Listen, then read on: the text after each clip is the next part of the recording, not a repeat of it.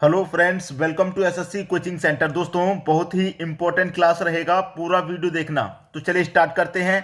पहला प्रश्न है, किसी वस्तु के विक्रय मूल्य तथा क्रय मूल्य का अंतर। विक्रय मूल्य और क्रय मूल्य का अंतर। विक्रय मूल्य का मतलब होता है सेलिंग प्राइस, ठीक है, और क्रय मूल्य का मतलब होता है कॉस्ट प्राइस। इनका क्या दे रखा है? अंतर। अंतर कर दीजिए। अंतर दे रखा है कितना भाई? 210 रुपये। अंतर दे रखा है 210 रुपया, ठीक है। कह रहा है यदि लाभ प्रतिशत 25 हो, जो लाभ प्रतिशत है वो कितना दोस्तों? 25% का लाभ है। कितने का लाभ है? 25% का।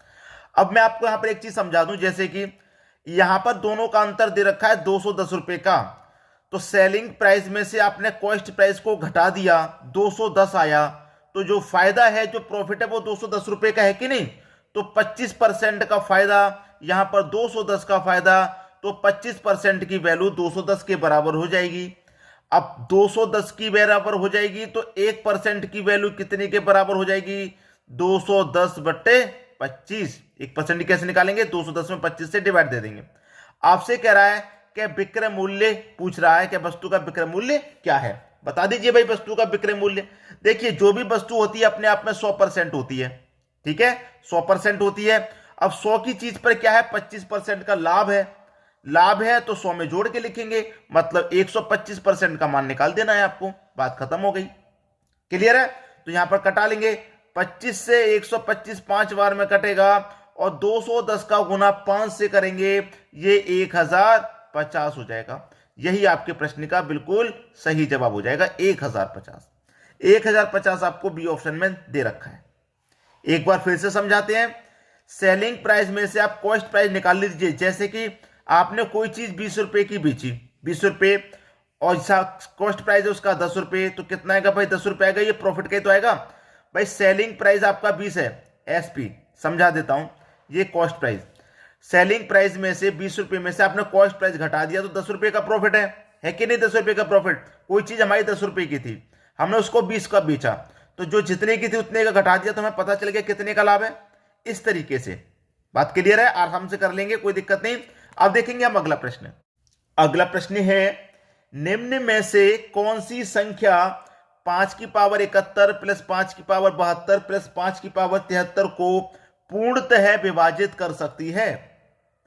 यहां पर आप संख्याओं को ध्यान से देखेंगे तो आपको यह पता लग जाएगा कि 5 की पावर 71 यहां पर भी है, 5 की पावर 71 यहां पर भी है, और 5 की पावर 71 यहां पर भी है, तीनों जगह है। तो 5 की पावर 71 को आप क्या करेंगे? कॉमन ले लेंगे। कॉमन ले लिया बाहर, तो बचा क्या? यहां से 5 की पावर 71 पूरा कॉमन चला गया, तो 1 बचा, प्लस 5 की पावर 71 चला गया, 72 में से 71 चला जाएगा, तो 5 की पावर 1 बचेगा, प्लस 5 की पावर 71 चला गया, तो 73 में से 71 चला गया, तो 5 की पावर 2 बचा। 5 की पावर 71, 1 प्लस 5 प्लस 5 की पावर 2 का मान 25, ठीक है। अब देखिए, 5 की पावर 71, 25 और 5 30, 30 और 1 जोड़ेंगे, कितना हो जाएगा? 31, तो गुने 31। अब कैसे पता लगेगा कि कौन सा आंसर है?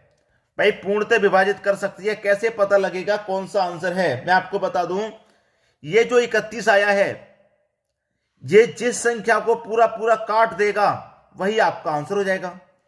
31 से 150 काटेंगे तो क्या कट जाएगा? बिल्कुल नहीं कटेगा 150। तो 31 से 155 को काटेंगे, कट जाएगा? बिल्कुल कट जाएगा। 31 से 155 पूरा पूरा 5 बार में कट जाएगा, ठीक है, पूरा 5 बार में कट जाएगा। अब कभी कभी क्या होता है कि भाई नहीं कटता, कभी कभी क्या होता है? नहीं कटता। जब नहीं करता तो क्या करते हैं, मैं आपको बता देता हूं। जैसे 5 की पावर मेरा कितना है भाई? 71 है, तो 5 की पावर में 70 ले लूंगा, 5 की पावर 70 ले लूंगा। 5 की पावर 71 में से 70 ले लिया, 1 5 बचा ना, वो 1 5 गुना में आ जाएगा, और गुने फिर कितना? जो 31 बचा था वो, इसे भी इसमें जोड़ लूंगा, तो 5 की पावर 71 हो जाएगा। मैंने 1 5 यहां से निकाल लिया, ठीक है। तो 31 का गुना मैं 5 से कर दूं, 31 का गुना फिर मैं 5 से करूंगा, तो ये कितना हो जाएगा? 155। अब 155 से कटा के देख लो कौन सी कटेगी? 155 ही कटेगी। तो बी ऑप्शन क्या हो गया? सही जवाब। बात समझ में आ रहा है? अब देखेंगे अगला प्रश्न।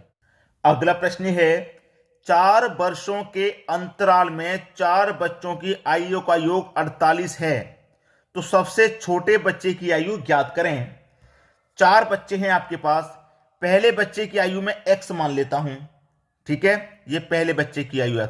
अब 4 वर्षों के अंतराल है, चारों वर्षों की आयु, ठीक है, चारों बच्चों की आयु में 4 वर्ष का अंतर है। ये पहले बच्चे की आयु हो गई x, तो दूसरे बच्चे की क्या हो जाएगी, x प्लस 4।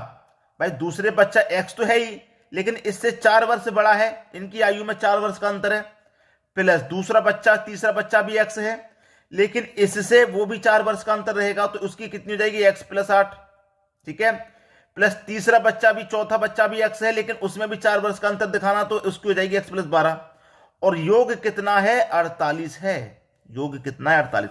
भाई पहले की x, दूसरे बच्चे में और इसमें 4 वर्ष का अंतर है, तो x प्लस 4, इसमें भी 4 वर्ष का अंतर है, तो x प्लस 8, इसमें भी 4 वर्ष का अंतर है, तो x प्लस 8, क्योंकि चारों बच्चों में क्या है, 4 वर्षों का अंतर है। ठीक है, बात समझ में आ गई।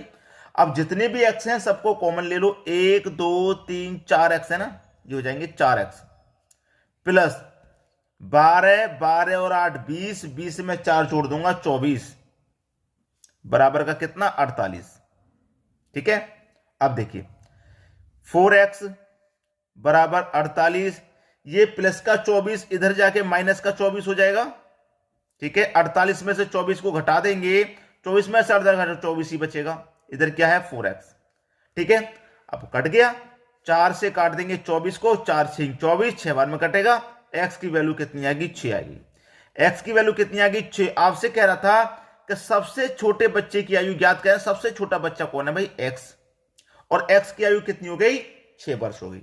सी ऑप्शन आपके प्रश्न का सही जवाब हो गया। अब देखेंगे हम अगला प्रश्न। अगला प्रश्न है, कोई राशि 12.1/2%, इसका मतलब है 12.5% की वार्षिक साधारण ब्याज पर दोगुनी हो जाती है, तो उस राशि के लिए कितना समय लगेगा। दुगनी हो जाती है तो दुगनी होने में कितना समय लग रहा है, ये पूछ रहा है।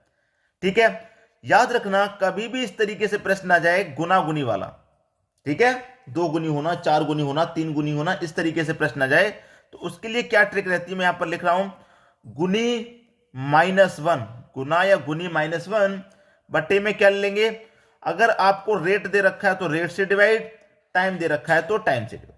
ठीक है, गुने 100, बस प्रश्न खत्म हो गया भाई। कितने गुनी दे रखा है, 2 गुनी दे रखा है तो 2 ले लीजिए, और गुना गुनी में से क्या करेंगे हमेशा -1, तो -1 कर दीजिए, बट्टे में आ जाइए।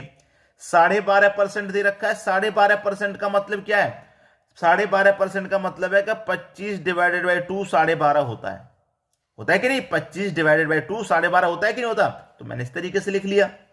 गुने कितना है भाई, 100, बस प्रश्न यही खत्म। ठीक है, कोई दिक्कत नहीं। अब 2 में से 1 चला जाएगा तो 1 बचेगा। ठीक है, अब बटे में ये जो 25 है ये आ जाएगा, और ये जो 2 है वो कहां चला जाएगा, गुने में ऊपर, गुने में ऊपर चला जाएगा, और गुने ये कितना है 100, गुने है ये 100। 1 का गुना 2 से 2 ही रहेगा, 25 से काटूंगा 100 को, 4 बार में कटेगा, तो गुने कितना 4। ठीक है, 25 से 100 को काट दे 4 बार में, 2 1 कम 2, तो 4 का गुना 2 से कर दो, 4 का गुना 2 से कर दूंगा, कितना भाई 8। कितना समय लगेगा, 8 वर्ष का समय लगेगा, पहला ऑप्शन सही हो जाएगा। अब देखेंगे हम अगला प्रश्न। अगला प्रश्न है, यदि 10 संख्याओं का समांतर माध्य 35 है और प्रत्येक में 2 जोड़ दिया जाए तो संख्याओं की नई श्रेणी का माध्य क्या होगा।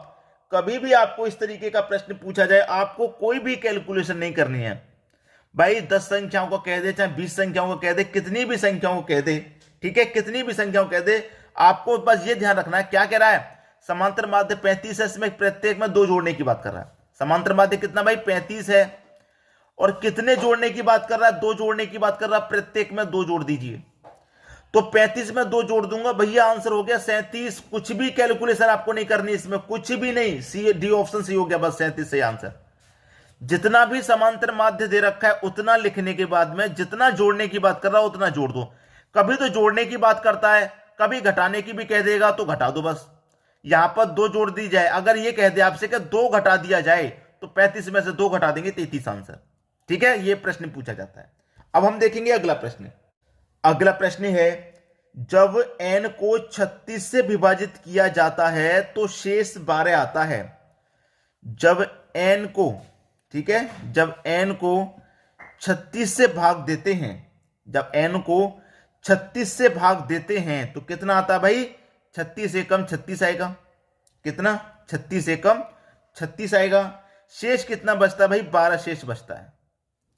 12 शेष बचता है। मैंने काटा 36 एकम 36, ठीक है, 36 एकम 36, 31 नहीं 36, 36 एकम 36 काटा तो शेष कितना बचता है? 12 शेष बचता है। तो शेष कितना बचता है? 12 बचता है। इसने ये कह दिया, कोई बात नहीं, 12 बचता है। तो अब देखिए इसका मतलब n हमको पता लग गया कितना है भाई। 36 में 12 जोड़ दूंगा तो कितना हो जाएगा? 48। तो इसका मैं n मेरा कितना है? 48 है। n मेरा कितना है भाई? 48 है, ठीक है। 48 में भाग देना है मुझे 36 से, ठीक है। देख लेते हैं भाई। 36 एकम 36 कटेगा, ठीक है, और 48 में से मैं 36 घटा दूंगा तो 8 में से 6 जाएगा 2, 4 में से 3 जाएगा 1, 12 बचा कि नहीं बचा शेष? तो आप इन दोनों संख्याओं को जोड़ लेंगे तो ये संख्या पता लग जाती है। मुझे पता लग गई, सेम कंडीशन आ रही है, ठीक है। अब मुझे पता लग गया, अब कोई दिक्कत नहीं। अब कह रहा है शेष क्या होगा जब n को 9 से विभाजित किया जाए। n को, तो n का मान तो मुझे पता लग गया 48 है, तो इसका मतलब 48 को कितने से भाग देने की कह रहा है? वो 9 से भाग देने की कह रहा है। तो शेष क्या बचेगा? कटा लो भाई, 9 पच्चे 45 तक कटेगा। 9 पच्चे 45, 48 में से 45 घटा दो, कितना शेष बचा? 3 शेष बचा। यही आपका आंसर है, पहला ऑप्शन। उम्मीद करूंगा कि सभी को प्रश्न आसानी से समझ में आ गया होगा, किसी को भी प्रश्न में यहां कोई समस्या नहीं होगी। ठीक है दोस्तों, वीडियो देखने के लिए आपका बहुत बहुत धन्यवाद।